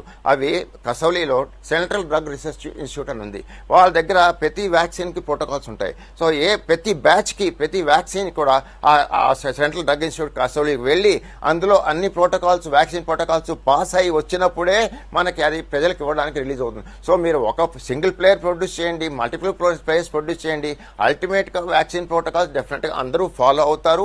దాని మీద ప్రభుత్వ సంస్థ ఉంది, central drug research institute Kasauli, అక్కడ పంపిస్తే వాళ్ళు ఈ బ్యాచ్ ఓకే అంటేనే అది ప్రజలకు ఇస్తాము. నాట్ క్వాలిటీ కంట్రోల్ సరిగా లేదు అంటే ఇవ్వం. అంతే దాన్ని చెక్ పెట్టడానికి మనకి సెంట్రల్ డ్రగ్ ఇన్స్టిట్యూట్ కసౌలీలో ఉంది. అలాగే ఇక 2-3 చోట్ల అలాంటి వ్యవస్థ పెడతాం ప్రభుత్వం ఆలోచిస్తుంది. అట్లా ఇచ్చినప్పుడు మనకి ఎటువంటి సందేహం అక్కర్లేదమ్మా. మల్టిపుల్ ప్లేయర్స్ ఉన్నా కూడా అది same Bharat Biotech original vaccine లాగే ఉంటుంది, మీకు ఏమీ సందేహం లేదు. సార్ మనం నెక్స్ట్ క్వశ్చన్స్ కి వస్తే కొత్త వేరియంట్స్ ఏవైతే ఉన్నాయో మనం ఇప్పుడు చెప్పుకుంటున్నాం, వేరియంట్ ఆఫ్ కన్సర్న్ అని ఇట్లాంటి రకరకాల పేర్లు చెప్తున్నారు. సరే ఆ పేర్లు పక్కన పెడితే ఇప్పుడు బాగా స్ప్రెడ్ అవుతున్న వేరియంట్స్ మీద Pfizer, Moderna, Johnson and Johnson బాగా పనిచేస్తున్నాయి ఎఫిషియెంట్గా అని చెప్పి అమెరికన్ ఎక్స్పర్ట్స్ చెప్తున్నారు. మనం ఎక్కడ ఉన్నాం సార్? మనం ఇదే ఆల్మోస్ట్ కొన్ని రోజుల క్రితం విన్నాం. నాకు గుర్తున్నంత వరకు డాక్టర్ ఫౌచి అనుకుంటా కోవాక్సిన్ సమర్థవంతంగా పనిచేస్తుంది కొత్త వేరియంట్స్ పైన అని చెప్పి కూడా మాట్లాడారు. సో మన వ్యాక్సిన్స్ ఎక్కడున్నాయి సార్ ఈ కొత్త వేరియంట్స్ మీద పనిచేసే విషయంలో? Okay, it's a good question. ఇప్పుడు మనం వేరియంట్స్ గురించి చూసుకుంటే వేరియంట్స్ ఆఫ్ ఇంట్రెస్ట్ ఉంది, వేరియంట్స్ ఆఫ్ కన్సర్న్ ఉంది. వేరియంట్స్ ఆఫ్ కన్సర్న్ అంటే ఇమీడియట్గా ఆ పర్టికులర్ వ్యాక్సిన్ తప్పకుండా ఇవ్వాలి. ఈ వేరియంట్స్ని తప్పించుకోవాల్సిన వ్యాక్సిన్ ఇవ్వాలి. వ్యాక్సిన్స్ ఆఫ్ ఇంట్రెస్ట్ దాని మీద ఎక్కువ ఫోకస్ చేయం. ఇప్పుడు వ్యాక్సిన్స్ ఆఫ్ ఇంట్రెస్ట్ ఏవే ఉన్నాయంటే మనకి ఫస్ట్ కోవాక్సిన్ ఉంది, కోవిషీల్డ్ ఉంది, తర్వాత మన స్పుట్నిక్ వి ఉంది. ఇప్పటిదాకా వచ్చిన స్ట్రెయిన్స్ పేరు ఒకసారి వెనక్కి వెళ్ళి చూసుకుంటే మొట్టమొదటి స్ట్రెయిన్ మనకి 117 వచ్చింది. ఆ తర్వాత మనకి 117 ఎక్కువగా బ్రిటన్లో స్టార్ట్ అయింది. బ్రిటన్ నుంచి యుఎస్ఏ, ఐరోపా దేశాలకు వెళ్ళింది, వ్యాప్తి చెందింది. రెండోది సౌత్ ఆఫ్రికాలో B351 అది రెండో స్ట్రెయిన్. మూడో స్ట్రెయిన్ ఏదంటే P2 అది సౌత్ అమెరికాలో మనాకస్ అనేప్పటికీ అమెజాన్ దగ్గర ఉన్న ప్రదేశంలో అక్కడ వచ్చింది. మన దేశానికి అక్టోబర్లో B617 వచ్చింది. అక్టోబర్ నుంచి అక్టోబర్, నవంబర్, డిసెంబర్ దాకా అది ఎక్కడా బయటికి రాలేదు. డిసెంబర్లో అందరికీ రిలాక్స్ అయిపోయారు. కరోనా వెళ్ళిపోయింది అని చెప్పి రిలాక్స్ అయిపోయి పార్టీలు, పెళ్లిళ్ళు అన్నిటికీ వెళ్ళడం మొదలెడితే ఇక్కడ ముఖ్యంగా ఈ వేరియంట్ యొక్క ఫీచర్ ఏంటంటే ఎప్పుడైతే ప్రజలు ఎక్కువగా ఉంటారో, ఎక్కువ సముదాయాలు ఎక్కడ ఉంటాయో అక్కడ వెళ్ళి తన శక్తి చూపిస్తుంది. ఎక్కడైతే కోవిడ్ నామ్స్ మనం అబ్జర్వ్ చేస్తున్నామో చిన్న 10 మంది 20 మంది ఉన్న చోట అది వెళ్ళదు. కనుక బేసికల్లీ మనం ఈ కరోనా వేరియంట్ గురించి మనం అండర్స్టాండ్ చేసుకుని దాని గురించి ఇప్పుడు మీరు అడిగిన క్వశ్చన్ ఏంటంటే ఈ 4 వేరియంట్స్ ఉన్నాయి. ఈ వేరియంట్స్ మీద ఫారిన్ వ్యాక్సిన్స్ ఎఫెక్ట్గా ఉన్నాయి. ఇండియాలో ప్రొడ్యూస్ చేసే కోవాక్సిన్, కోవిషీల్డ్ మీద లేదా అని అంటున్నారు. ఇది కాదమ్మా. ప్రపంచ ఆరోగ్య సంస్థ మొన్ననే విడుదల చేసింది ఏంటంటే కోవాక్సిన్, కోవిషీల్డ్, స్పుట్నిక్ వి కూడా ఈ 4 వేరియంట్స్ని కూడా మిమ్మల్ని ప్రొటెక్ట్ చేస్తుంది. ఇంకా ముందు వచ్చే వేరియంట్స్ దాని గురించి ఇప్పుడు ఆలోచన లేదు. ప్రస్తుతం ఉన్న ఈ 4 వేరియంట్స్ మీద తప్పకుండా కోవాక్సిన్, కోవిషీల్డ్ పనిచేస్తుంది.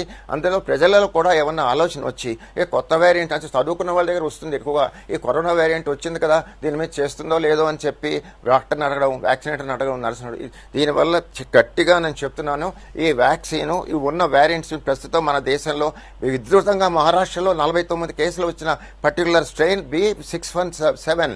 ఈ B617 విదర్భాల నుంచి వచ్చి నాగ్పూర్ నుంచి మహారాష్ట్ర నుంచి ఇప్పుడు 50,000 కేసులు వస్తున్నాయి. మన దగ్గర కూడా అదే స్ట్రెయిన్ ప్రివలెంట్ అవుతోంది. ఇది కాకుండా మధ్యలో ఇంకొక స్ట్రెయిన్ వచ్చింది. అదేంటంటే N440K. ఇది చాలా ఇదేంటంటే సబ్ స్ట్రెయిన్, చాలా చిన్న స్ట్రెయిన్. అది చిన్న కాలంలో కర్నూలు నుంచి వచ్చింది, త్వరగా వ్యాపించి విశాఖపట్నం, శ్రీకాకుళం వెళ్ళిపోయింది. ఈ మధ్య దాని గురించి ఎక్కువ ఎందుకు వింటలేదంటే అది ఒక లీతల్ మ్యూటేషన్, దాని అంతలో అది నెమ్మదిగా కరిగిపోయి వెళ్ళిపోయింది. అది మన దారిలో రాలేదు. కనుక అందరూ కూడా గమనించదగల విషయం ఏంటంటే మీరందరూ వేరియంట్స్ గురించి వర్రీ కావద్దు. మనం తీసుకునే 3 వ్యాక్సిన్లు కోవాక్సిన్, కోవిషీల్డ్, స్పుట్నిక్ వి కూడా అన్ని వేరియంట్స్ మీద పనికొస్తాయి.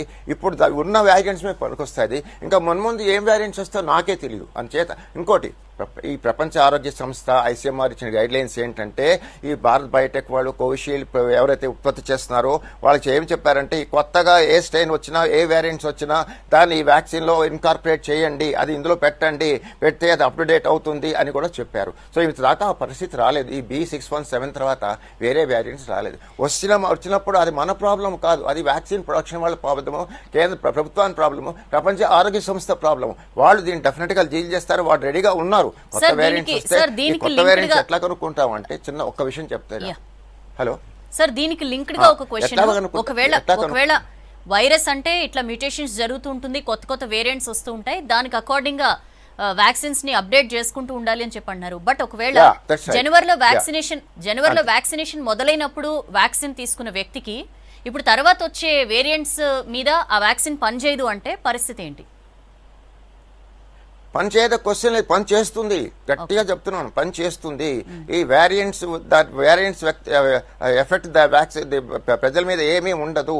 వ్యాక్సిన్ 100% ఈ వేరియంట్స్ ఇప్పుడున్న వేరియంట్స్ పనిచేస్తుంది. మరి కొత్తగా వచ్చే వేరియంట్స్ ఏంటో నాకు తెలియదు, అది దాన్ని ఎలా ఇన్కార్పొరేట్ చేస్తారో కంపెనీకి తెలవాలి. సో అటువంటి అనుమానాలు ఆపోహలు పెట్టుకుంటే మనం ఎన్ని డోసులు వ్యాక్సిన్ తీసుకున్నా ఒక పాజిటివ్ యాటిట్యూడ్ లేదు మనకి. ఎప్పుడు మనం చచ్చిపోతాం అనే ఉద్దేశమే కానీ మనం బతుకుతాము, ఈ వ్యాక్సిన్ మంచిది, వేరియంట్స్ అన్నింటినీ పోగొడుతుంది, వ్యాధి నిరోధశక్తి పెంచుతుంది, మనం అందరూ కలిసి కట్టుకుని ధైర్యంగా ఉంటే 80% హర్డ్ ఇమ్యూనిటీ వస్తుంది.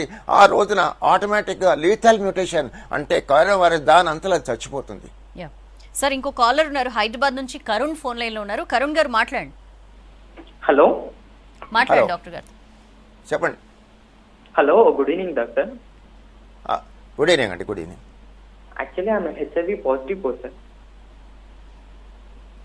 హలో, ఐఎమ్ హెచ్ఐవి కొంచెం పాజిటివ్ లౌడ్గా పర్సన్. మాట్లాడతారా? చెప్పండి కరుణ్ గారు, మీరు చెప్పండి. హలో, మీరు చెప్పండి, Hello. నేను కన్వే చేస్తాను డాక్టర్ గారు, చెప్పండి. ఓకే, నేను హెచ్ఐవి పాజిటివ్ పర్సన్ అండి. నేను 1 year నుంచి మెడిసిన్ యూజ్ చేస్తున్నాను. సో నేను లాస్ట్ నాకు టెస్ట్ చేయించుకున్నప్పుడు ఏమని వచ్చిందంటే నా వైట్ బ్లడ్ సెల్స్ తక్కువ ఉన్నాయని అన్నారు. So I'm I okay to take vaccine or not? Okay doctor, వినిపించిందండి మీకు? హెచ్ఐవి పాజిటివ్ అట, 1 year నుంచి లేదు. మెడికేషన్ లో ఉన్నారు, వైట్ బ్లడ్ సెల్స్ తక్కువ ఉన్నాయని చెప్పారట, వ్యాక్సిన్ తీసుకోవచ్చా లేదా? ఈజ్ కోవిడ్ పాజిటివ్ కదా? HIV positive doctor. He is covid positive. HIV positive. Hello doctor is the వినిపిస్తుంది? Patient covid positive or negative? కాదు హెచ్ఐవి పాజిటివ్ డాక్టర్. ఓ హెచ్ఐవి పాజిటివా? Yeah. హెచ్ఐవి పాజిటివ్ 100% తీసుకోవాలండి. మీరు ఏ మందు మీ వైట్ బ్లడ్ సెల్స్ కి దీనికి హెచ్ఐవికి ఏంటంటే హెచ్ఐవి టెస్ట్ చేయించుకున్న తర్వాత మీకు పాజిటివ్ వస్తే మీ హెచ్ఐవి వ్యాధి ఏ ఉద్ధృతిలో ఉంది, ఏ లెవెల్లో ఉంది దానికి ఒక పర్టికులర్ టెస్ట్ చేస్తారు. దాన్ని లింఫోసైట్స్ మెజర్ చేస్తారు. ఆ లింఫోసైట్స్ 400 కంటే తక్కువ ఉంటే మీరు చాలా భయంకర స్థితిలో ఉన్నట్టు. 400 నుంచి 800 దాకా ఉంటే అది వైరస్ స్లోగా, ఇది చాలా స్లో ప్రాసెస్ అనమాట. ఎయిడ్స్ వైరస్ ఇట్లా కరోనా లాగా 15 రోజుల్లో వచ్చి వెళ్ళిపోదు. ఇవాళ పాజిటివ్ అయితే people have lived up to 14 years. Incubation period చాలా ఎక్కువ ఎయిడ్స్కి, 8 ఏళ్ళ నుంచి 14 ఏళ్ళ దాకా.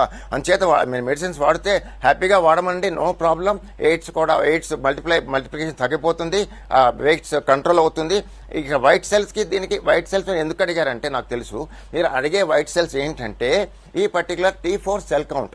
ఈ T4 సెల్ కౌంట్ మీరు తప్పకుండా ఒకసారి చేయించుకోండి. T4 సెల్ కౌంట్ చేయించుకుంటే మీరు 400 ఎక్కువగా ఉంటే నో ప్రాబ్లం. రెండవది, మీరు డైట్స్ మీద ఎయిడ్స్ మీద తప్పకుండా తీసుకోవాలి. ఎందుకంటే మీరు చెప్పిన T4 లింఫోసైట్స్ అవి కొంతవరకు వ్యాధి నిరోధక శక్తికి కారణము. వ్యాధి నిరోధక శక్తి పెంచడానికి మనకి ఎదుర్కొనడానికి యాంటీబాడీస్తో పాటు ఈ కణాలు కూడా ముఖ్యము. అందుచేత మీరు వ్యాక్సిన్ తీసుకోండి, ఆ T4 లింఫోసైట్స్ కౌంట్ చేసుకోండి. అది 800 400 తక్కువ ఉంటే మీరు కొంచెం డాక్టర్ని కన్సల్ట్ చేయండి. అదర్వైజ్ 400 to 800 ఉంటే ఇవాళ చక్కటి రీట్రోవైరల్ డ్రగ్స్, యాంటీ ఎయిడ్స్ డ్రగ్స్ వచ్చాయి. అవి మీ గవర్నమెంట్ హాస్పిటల్లో ఫ్రీగా ఇస్తారు. మీరు తీసుకోండి, మీ ఎయిడ్స్ కంట్రోల్ అవుతుంది. ఈ వ్యాక్సిన్ తప్పకుండా తీసుకోండి, 2 రోజులు మీకు కరోనా కూడా ప్రొటెక్ట్ అవుతుంది. Okay, right doctor. కొత్తగా DCGI అప్రూవల్ ఇచ్చింది పిల్లలపై ఈ వ్యాక్సిన్, కోవాక్సిన్ కి సంబంధించి phase 2 and 3 ట్రయల్స్ కి సంబంధించి. సో 3rd వేవ్ వస్తే అది పిల్లలకి చాలా ప్రాణాంతకంగా మారుతుంది అని చెప్పి కూడా మనం ఈ మధ్య చాలా వార్తలు అవి చూసాం. సో దీని నేపథ్యంలో 3rd వేవ్ కి సంబంధించి మొత్తం ఈ అప్రూవల్ ఇవ్వడం వల్ల దానికి సంబంధించిన ప్రిపరేటరీ మెజర్స్ మొదలయ్యాయి అనుకోవచ్చా? యాక్చువల్లీ మీరు చెప్పినట్టు కరెక్ట్గా ఏంటంటే ఈ పిల్లల్లో ట్రయల్స్ చేయడం ఎంతైనా అవసరం. ఎందుకంటే ఈ పర్టికులర్ ఈ 3rd వేవ్ ఈ వేరియంట్ ఏదైతే ఉందో 117 ఇది పిల్లల్లో ఎక్కువగా ఉంది. ఇప్పుడు మనం చూసుకుంటే ఎక్కువ చిన్నపిల్లల ఆసుపత్రులు, పీడియాట్రిక్ హాస్పిటల్స్ అన్ని ఫుల్గా ఉన్నాయి. సో ఏజ్ గ్రూప్ ఏంటంటే 3 to 12 years, 3 to 9 years చాలా ఎక్కువగా వస్తుంది. ఫస్ట్ వేవ్లో ఇంత లేవు, అసలు పీడియాట్రిక్ కేసెస్ లేవు. ఆ తర్వాత 30 ఏళ్ళ నుంచి 40 వాళ్ళ దగ్గర కూడా కేసులు చాలా తక్కువ. ఎక్కువగా 45 నుంచి 65 సీనియర్ సిటిజన్స్కి వచ్చింది. కానీ ఇక్కడ టోటల్గా వేవ్ రివర్స్ అయింది. పిల్లల ఎక్కువ వస్తున్నది, దానివల్ల మార్టాలిటీ ఎక్కువగా ఉంది. సో ప్రభుత్వం ఏం ఆలోచించిందంటే ఈ పరిస్థితిలో పిల్లలకు కూడా ఈ వ్యాక్సిన్ ఇవ్వచ్చా ఇవ్వకూడదా? ఈ ప్రపంచ ఆరోగ్య సంస్థ ఒక నియమాల ప్రకారము చిన్న పిల్లలకి ఈ వయసులో ఈ వ్యాక్సిన్ ఇవ్వకూడదు. ఎందుకు ఇవ్వకూడదు అని మీరు అడిగితే ఈ వ్యాక్సిన్ మీద ఎవరు ట్రయల్ చేయలేదు. అంతా పెద్దవాళ్ళ మీద చేశారు కానీ పిల్లల మీద చేయలేదు. ఇది ఇది ఇది సరైనది కాదు అయినా కూడా మనం ఏం చేయలేము. పిల్లలు ట్రయల్ చేయలేదు కాబట్టి ఏ వ్యాక్సిన్ ఫైజర్ కానివ్వండి, మీకు స్పుట్నిక్ కానీ కోవాక్సిన్ ఎవరూ చేయలేదు. కాబట్టి ఇప్పుడు పిల్లలు ఈ వేవ్లో మనం ఏదో ఆక్సిజన్ పెట్టుకుని తర్వాత ఫిజికల్ నార్మ్స్ మెయింటైన్ చేసుకుంటూ, డిస్టెన్స్ మెయింటైన్ చేసుకుంటూ, ఆ తర్వాత వాళ్ళ రోగ నిరోధక శక్తి పెంచుతూ అటువంటి వాటి మనం చేసుకుంటే పిల్లలకే కొంతవరకు ఇమ్యూనిటీ వస్తుంది. మరి ఎప్పుడు వస్తుంది ఈ వ్యాక్సిన్? ఈ క్లినికల్ ట్రయల్స్ ఎప్పుడు వస్తాయి? ఎవరి మీద చేస్తారు? ఎంతకాలం పడుతుందంటే it's $1 billion question. It depends upon the particular company. ఈ భారత్ బయోటెక్ వాళ్ళు ఇచ్చారు. వాళ్ళు చెప్పడం ఏంటంటే మొన్న వాళ్ళ ఓనర్తో మాట్లాడడం అయింది నాకు. వాళ్ళు చెప్పడం ఏంటంటే ఇప్పుడు వ్యాక్సిన్ కూడా తక్కువ, ఎందుకంటే 50 మంది వాళ్ళ ఉన్న సంస్థలోనే కరోనా బాధ పడ్డారట. వాళ్ళంతా మరి ఇంట్లో ఉన్నారు. మరి ఇప్పుడు క్లినికల్ ట్రయల్స్ వాళ్ళంతా చెప్పేది ఏంటంటే ఎట్టి పరిస్థితుల్లో అయినా మేము వ్యాక్సిన్ ప్రొడ్యూస్ చేస్తాము, ఆ తర్వాత క్లినికల్ ట్రయల్స్ చేస్తాము, చిన్నపిల్లలకు కూడా దాని ట్రయల్స్ ఎఫెక్ట్ రిజల్ట్స్ చూసి వాళ్ళకి ఇచ్చేలాగా మేము ప్రయత్నం చేస్తామని వాళ్ళు చెప్తున్నారు. కనుక ఏంటంటే ఇక్కడ క్వశ్చన్ ఆఫ్ టైం. మనం వెయిట్ చేయాలి, మనం హడావడి పడకూడదు. హడావడి పడి పిల్లలకి మనం వ్యాక్సిన్ ఇస్తే అది చాలా డేంజరస్ కావచ్చు, ఎవరు తీసుకోలేదు. అంచేత మనం అన్ని దేశాలతో పాటు ఈ ప్రపంచ ఆరోగ్య సంస్థ చెప్పినట్టు క్లినికల్ ట్రయల్స్ చేసి పూర్తిగా దాని మీద అవగాహన వచ్చి ఈ వ్యాక్సిన్ ప్రమాదకరం కాదు, చిన్నపిల్లలు 100 ఏళ్ళు బతకాలి, మనం ఇన్నాళ్ళు బతకిన అది వేరే విషయం, కానీ చిన్నపిల్లలు పుట్టిన తర్వాత 100 ఏళ్ళు బతకాలి అని ఒక మన ఆశ ప్రతి అమ్మకి నాన్నకి ఉంటుంది. కాబట్టి అటువంటి వాళ్ళ మీద ట్రయల్స్ చాలా గట్టిగా ఫుల్ ప్రూఫ్గా చేసి ఈ వ్యాక్సిన్ వీళ్ళకి ఇవ్వచ్చు అనే రోజు దాకా వెయిట్ చేయడం మంచిది.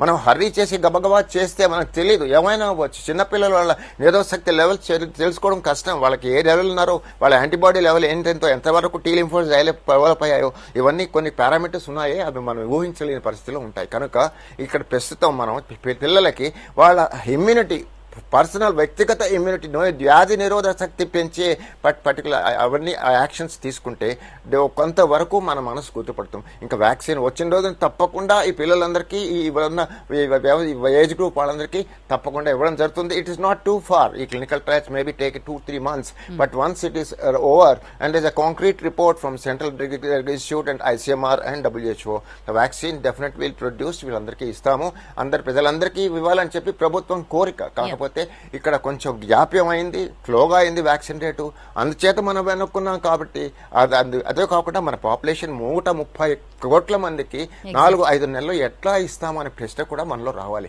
సరే, ఇప్పటిదాకా మనం డిస్కస్ చేసాం, మళ్ళీ ఇంకా డిస్కస్ చేసే అవసరం లేదు. నేను చెప్పేదంటే పిల్లలు వెయిట్ చేయాలి, they have to wait. Mean while parents వాళ్ళకి మంచి nutritious food, vitamin A, vitamin zinc, B complex proteins, immunity boosting vitamins, ఇవన్నీ మెటల్స్ ఇస్తే వాళ్ళ వ్యాధి నిరోధక శక్తి పెంచుతుంది. ఇంకోటి, పిల్లలకు కూడా ఈ కోవిడ్ నామ్స్ వర్తించేలాగా చేయాలి. మీరు తల్లులు తండ్రులు కూడా పిల్లలు క్రౌడెడ్ ప్లేస్కి పోవడము, లేకపోతే చేతులు సరిగ్గా వాష్ చేసుకోవడం, మాస్క్ పెట్టుకోకపోవడం, ఇవన్నీ కూడా పిల్లలు మనం చేస్తున్నట్టే వాళ్ళు చేస్తే వాళ్ళకు కూడా ఈ వ్యాధి రాకుండా చాలా మటుకు ఉపయోగపడుతుంది. రైట్ డాక్టర్, చిన్నపిల్లల మీద ట్రయల్స్ గురించి మాట్లాడుకున్నాం.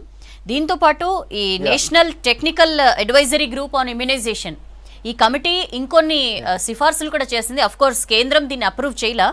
ప్రెగ్నెంట్ విమెన్ అలాగే పాలిచ్చే తల్లులు కూడా క్యాన్ బి వ్యాక్సినేటెడ్ అని చెప్పింది. అవసరమా డాక్టర్ గారు? చాలా మందికి డౌట్ ఉంటుంది, అంటే ప్రెగ్నెన్సీ టైంలో వ్యాక్సినేషన్ అనేది అంత ఇంపార్టెంట్ అని. ఇక్కడ ఈ ప్రశ్న ఏంటంటే, ఈ ప్రశ్న చాలా రోజుల నుంచి వస్తుంది. గత వ్యాక్సిన్ ప్రారంభమైనప్పటి నుంచి చాలా మంది అడుగుతున్నారు.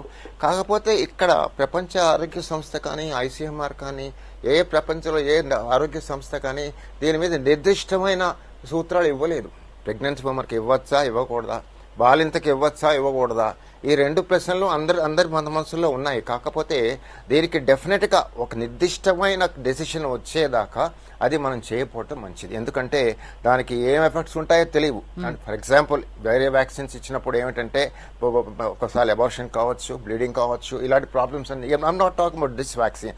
వేరే వ్యాక్సిన్ గురించి అవి తయారు చేసినప్పుడు ఇవన్నీ వాళ్ళ దృష్టిలో పెట్టుకున్నారు. మరి ఇప్పుడు ఇది కూడా వాటి దృష్టిలో పెట్టుకుని ఆ గ్రూప్ని ఐసోలేట్ చేశారు. మళ్ళీ ఆ గ్రూప్ని మళ్ళీ ఈ మెయిన్ స్ట్రీమ్లోకి వచ్చి మెయిన్ వ్యాక్సినేషన్ ప్రోగ్రాంలో ఎప్పుడు తీసుకొస్తారు అంటే, ఒక నిర్దిష్టమైన డెసిషన్ ప్రపంచ ఆరోగ్య సంస్థ కానీ, ICMR కానీ, ఈ ఎక్స్పర్ట్స్ ఏవైతే కమిటీ ఫామ్ అయిందో వాళ్ళు ఒక డెఫినెట్గా తీసుకోవచ్చు అని కొన్ని సూత్రాలు చెప్పడం కాకుండా దానికి ఆధారాలు కూడా చూపించినప్పుడే మనం వ్యాక్సిన్ యాక్సెప్ట్ చేయాలి. Otherwise I don't indicate this vaccine for pregnant people or lactating mothers. And Sangram garu, ఈ గ్లోబల్ టెండర్స్ అనేది కూడా ఈ మధ్య మనం వింటున్నాం. ఆల్రెడీ ఒడిషా కానీ, యూపీ కానీ, మన తెలంగాణ కూడా గ్లోబల్ టెండర్స్ కాల్ ఫర్ చేస్తాం, వ్యాక్సిన్స్ కోసం అని చెప్పనింది. అండ్ ఏపీ కూడా ఈ లిస్టులో, మహారాష్ట్ర, ఇలాంటి చాలా రాష్ట్రాలు. డిఫరెన్స్ ఏంటి డాక్టర్? మనం ఇక్కడున్న వ్యాక్సిన్ సీరం ఇన్స్టిట్యూట్ నుంచి కానీ భారత్ బయోటెక్ నుంచి కానీ రాష్ట్ర ప్రభుత్వాలు ప్రొక్యూర్ చేసుకునేదానికి, ఈ గ్లోబల్ టెండర్స్ ద్వారా తీసుకునేదానికి ఏమైనా రేట్ విషయంలో ఏమైనా తేడా ఉంటుందా? ఏంటి రెండిటికి డిఫరెన్స్ ఏంటి? అమ్మా, ఇప్పుడు గ్లోబల్ టెండర్స్ అంటే ఒక చిన్న విషయం ఏంటంటే, ఇప్పుడు మనం కొనుక్కునే కోవాక్సిన్ కానీ కోవిషీల్డ్ కానీ ఏ వ్యాక్సిన్ కూడా రూపాయల్లో చూసుకుంటే దానికి డాలర్స్లో కన్వర్ట్ చేస్తే చాలా తక్కువ. 400 రూపాయలు, 600 రూపాయలు, 800 రూపాయలు డాలర్స్లో ఎంత మీకు తెలుస్తుంది కన్వర్ట్ చేస్తే. మరి గ్లోబల్ టెండర్స్ కాల్ ఫర్ చేసినప్పుడు మనం ఇంపోర్టెడ్ వ్యాక్సిన్ తీసుకున్నప్పుడు వాడు డాలర్ రేటే తీసుకుంటాడు. డాలర్ రేట్ తీసుకున్నప్పుడు ఫారిన్ ఎక్స్చేంజ్ డ్రైన్ అవుతున్నది కదా.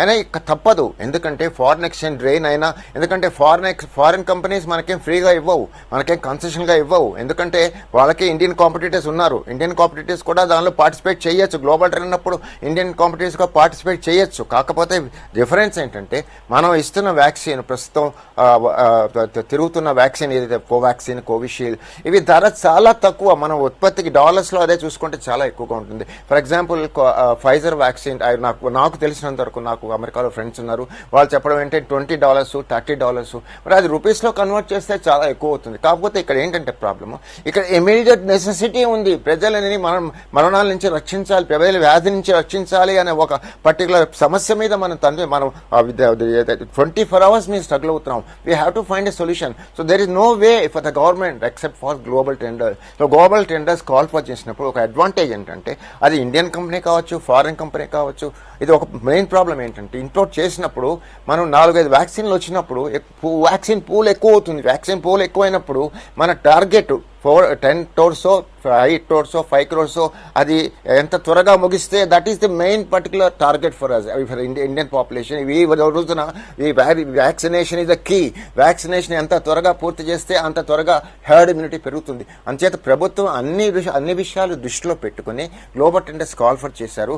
ఇక్కడ డబ్బు కోసం మనం డిస్కస్ చేసే అవకాశం లేదు. ఎందుకంటే ప్రభుత్వం దగ్గర ఎంత ఫండ్స్ ఉన్నాయి, ఫారిన్ ఎక్స్చేంజ్ ఎంత ఉంది, అది ఫారిన్ ఎక్స్చేంజ్కి డ్రైన్ అవుతే ప్రాబ్లం లేదా, ఈ విషయాలు ఏంటంటే ఇది ఆల్ పాలసీ డెసిషన్స్. బేసికలీ ఇక్కడ చెప్పే విషయం ఏంటంటే, 2011లో నేషనల్ వ్యాక్సిన్ పాలసీ అని ఒకటి పెట్టారు. ఆ నేషనల్ వ్యాక్సిన్ పాలసీలో కొన్ని సూత్రాలు పెట్టారు, మార్గదర్శక సూత్రాలు. ఈ 8 ఏళ్లలో కూడా ఆ నేషనల్ వ్యాక్సిన్ పాలసీని ఎవరు పట్టించుకోలేదు. ఎందుకంటే ఇప్పుడు కరోనా వచ్చింది కాబట్టి భయపడుతున్నాం. కాబట్టి ఈ 10 ఏళ్ల నుంచి వచ్చే వేరే రోగాలు ఏమీ లేవు. పోలియో ఒకటే ఉంది, అది కూడా నిర్మూలన వచ్చేసింది. స్మాల్ పాక్స్ వ్యాక్సిన్ 1969లో వెళ్ళిపోయింది. ఇన్ని రోగాలకు మనం వ్యాక్సిన్ కనిపెట్టాము, ఇంత వ్యాక్సిన్ కొనుక్కున్నాము. ఇవాళ రోజున మన సగటు మనిషికి వ్యాక్సిన్ కొనిస్తే తప్పేమీ లేదు. సో ప్రభుత్వం గ్లోబల్ టెండర్స్ కాల్ చేయడం తప్పు లేదు. అందరూ మిగతా వాళ్ళు ఎవరు వచ్చినా పర్వాలేదు. మనకు అల్టిమేట్ గా కావాలంటే ఒక potent vaccine, 90 to 100% efficient vaccine, and then timely supply of the vaccine and timely give the inputs and the results of the particular vaccination. ఈ మూడు అంశాలు దృష్టిలో పెట్టుకుని ప్రభుత్వం గ్లోబల్ టెండర్స్ కాల్ ఫర్ చేశారు. ఇందులో తప్పేమీ లేదు. ఫారిన్ ఎక్స్చేంజ్ ప్రాబ్లం ఇది ప్రభుత్వాన్ని మనది కాదు. మన సమస్య ఏంటంటే, సగటు మనిషికి వ్యాక్సిన్, రోడ్డు మీద ఉన్నాడు అందరికీ వ్యాక్సిన్ ఇచ్చారా, లేపాడు తల ఎత్తుకుని రోడ్డు మీద తిరిగి బతికి బయట బట్ట కట్టగలరా అనేది ప్రశ్న. ఆ సంచేత మనం దాని గురించి ప్రస్తుతం ఎక్కువగా మాట్లాడడానికి అవకాశం లేదని చెప్తున్నాను. అండ్ సంగ్రామ్ గారు, మన దగ్గర ఇప్పుడు కోవాక్సిన్ మొత్తం ఫార్ములా ఇవ్వచ్చు, BSL-3 ఫెసిలిటీస్ ఉన్న ల్యాబ్స్లోనే దీని ప్రొడక్షన్ చేయాలి అని చెప్పి ఈవినింగ్ కేంద్ర ఆరోగ్య శాఖ అధికారులు మాట్లాడుతూ చెప్పారు. మన దేశంలో ఈ BSL-3 ల్యాబ్స్ ఫెసిలిటీస్ ఉన్నవి ఎంత, సుమారుగా ఎంత ప్రొడక్షన్ మనం ఇవన్నీ కూడా స్టార్ట్ చేస్తే ఎంత ప్రొడక్షన్ మనం ఎక్స్పెక్ట్ చేయొచ్చు పర్ మంత్? అంటే ఇప్పుడు చూడండి, ఇప్పుడు మనం ఫర్ ఎగ్జాంపుల్ మనం తీసుకుంటే కోవాక్సిన్ 3 సంస్థలకు ఇచ్చాము. ఇప్పుడు ఇంకోటి ఏంటంటే, ఈ 3 ఇచ్చిన సంస్థలకి ప్రభుత్వం ఒక సబ్సిడీ కూడా ఇస్తుంది. ఫర్ ఎగ్జాంపుల్ ఇండియన్ ఇమ్యులాజికల్స్ హైదరాబాద్ గచ్చిబౌలిలో ఉంది, చాలా పెద్ద సంస్థ, వాళ్ళ దగ్గర అన్ని సదుపాయాలు ఉన్నాయి. అదొకటి. రెండోది అంటే హ్యాప్కిన్ ఇన్స్టిట్యూట్ 100 సంవత్సరాల నుంచి ఉంది బాంబేలో, వాళ్ళు అన్ని వ్యాక్సిన్లు ప్రొడ్యూస్ చేస్తారు. వాళ్ళకి ప్రభుత్వం 65 కోట్లు ఇచ్చి సబ్సిడీ ఇచ్చి మీ క్షేత్రస్థాయిలో మీ ఫెసిలిటీస్ అన్ని ఇంప్రూవ్ చేసి ప్రొడక్షన్ ఉత్పత్తి చేయమని చెప్పారు. సో ఇలాగ అవుట్ సోర్సింగ్ అయినప్పుడు వాళ్ళు ఇక్కడ మాక్సిమం ఇక్కడ ఏంటంటే ప్రభుత్వం వాళ్ళకి సబ్సిడీ ఇచ్చినప్పుడు వాళ్ళకి వాళ్ళకి ఏంటంటే ఒక పర్టికులర్ నియమం పెట్టాలి. ఏంటంటే ఈ ప్రస్తుత పరిస్థితిలో ఈ ఇంత వ్యాక్సిన్ మీరు మాకు ప్రొడ్యూస్ చేసి ఇవ్వాలి, నెలకి 6 కోట్లు 8 కోట్లు 10 కోట్లు అని ఒక నిర్ధారణమైన ఒక ఫిగర్ చెప్పి వాళ్ళకి చెప్తే డెఫినెట్ గా ఉత్పత్తి అవుతుంది. ఎందుకంటే సాధన సంపత్తి ఉంటుంది, మంచి సైంటిస్ట్ ఉన్నారు. ఈ particular vaccine protocol guide lines ఏవైతే ఐసీఎంఆర్ ఇచ్చిందో వాళ్ళు దాన్ని పూర్తిగా అబ్జర్వ్ చేసి డెఫినెట్ గా వ్యాక్సిన్ ప్రొడ్యూస్ చేయగలరు అని నాకు బాగా గట్టిగా నా మనసులో ఉంది. అంతే దీనివల్ల దీని గురించి ఏం సందేహం పెట్టుకోవద్దు. ఏవైతే అవుట్ సోర్స్ చేసిన కంపెనీస్ ఉన్నాయో ఈ పర్టికులర్ ప్రోటోకాల్ ప్రకారం వాళ్ళు ప్రొడ్యూస్ చేస్తారు అండ్ ప్రజలకు వస్తుంది. అండ్ పాజిటివ్ గా మనం ఆలోచించాలి ఏ విషయాన్ని నేను అనుకుంటున్నాను. అంచేత ఈ వాళ్ళు డెఫినెట్ గా ప్రొడ్యూస్ చేస్తారు, వ్యాక్సిన్ వస్తుంది. అందరు మన దేశంలో ఉన్న 130 కోట్లు 80% కావాలి కదా హెర్డ్ ఇమ్యూనిటీకి, 80 కోట్లు కూడా డెఫినెట్ గా ఈ 4 నెలలు 5 నెలలు కాకపోతే 6 నెలలు వస్తుందని నేను వెరీ ఆప్టిమిస్టిక్ గా మీకు చెప్తున్నాను. అండ్ ఆల్సో డాక్టర్, ఆల్మోస్ట్ 4 లక్షలకు పైగా రోజువారీ కేసుల నుంచి ఇప్పుడు మనం 3,60,000 3,70,000 ఈ స్థాయికి వస్తున్నాం. సో ఏంటి మనం పీక్ దాటేసాం అనుకోవచ్చా ఈ సెకండ్ వేవ్ లో? పిక్ రావడం కాదు, ఇట్స్ అ గుడ్ సైన్. అంటే అది ఒక సూచిక అనమాట మనకి. ఏంటంటే as figures mortality case incidents figures fall, it's a good indication that there is a particular definitely virulence when the virus is coming down. Virus లో ఉద్ధృత తగ్గుతోంది. ఎందుకు తగ్గుతుంది అంటే ఒకవైపు వ్యాక్సిన్ ఇస్తున్నాము, ఇంకో చోట ఈ కోవిడ్ నామ్స్ అలా బాగా అందరూ అవగాహన వచ్చింది. డిసెంబర్ వెనకాల ఏమంత అవగాహన లేదమ్మా. ఫస్ట్ వేవ్ లో ఎవరికి అవగాహన లేదు. కానీ ఫిబ్రవరి మార్చి తర్వాత కేసులు 1,00,000 3,00,000 4 లక్షలు అయితే అందరికీ అవగాహన వచ్చింది. ప్రతి మనిషి రోడ్డు మీద ఉన్నవాడు కూడా వాడు మాస్క్ కట్టుకుంటున్నాడు, డబుల్ మాస్క్ కట్టుకుంటున్నాడు, అన్ని దూరం పాటిస్తున్నాడు, అన్ని చేస్తున్నాడు. సో ఇట్టి పరిస్థితిలో వ్యాక్సిన్ కూడా తీసుకుంటున్నారు. తర్వాత మనుషులకి అవగాహన వచ్చింది, కోవిడ్ డామ్స్ ఫాలో అవుతున్నారు, ఇవన్నీ చేస్తున్నారు. కాబట్టి పర్సెంటేజ్ స్లోగా తగ్గుతుంది. నా ఉద్దేశంలో ఇంకొక నెలలో ఇంకో 1,00,000 తగ్గుతుంది, ఆ పై నెలలో ఇంకో 1,00,000 తగ్గుతుంది. తప్పకుండా ఇంకో 2 నెలలలో 2 లక్షలకు వస్తాయి. ఆ 3 నెలల తర్వాత వ్యాక్సిన్ ఎక్కువగా ఉత్పత్తి అయ్యి ప్రజలకు అందిస్తే తప్పకుండా మనం 5-6 నెలల్లో ఈ సమస్యని ఎదుర్కొనగలని నా ఉద్దేశం. Thank you so much doctor Sangram garu. చాలా విషయాలు చాలా పాజిటివ్ గా చెప్పారు. Thank you for joining us అండి. సో ఇది ఇవాల్టి special live show. Stay tuned.